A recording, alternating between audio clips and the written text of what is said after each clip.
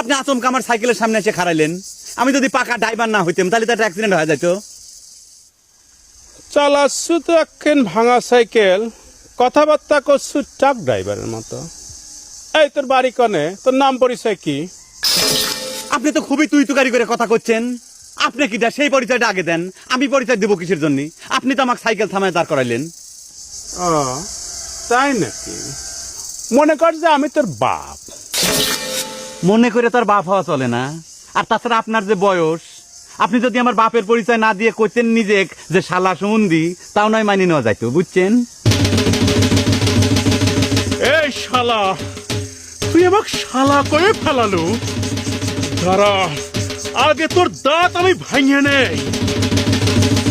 খবরদার, পুরা কাটা চাকু। আমি এবার কিন্তু রেডি হয়েই আইছি। বেশি বাড়াবাড়ি করলি পরে ধৈর্য পুরা ফাইরিয়ে দিয়ে তুই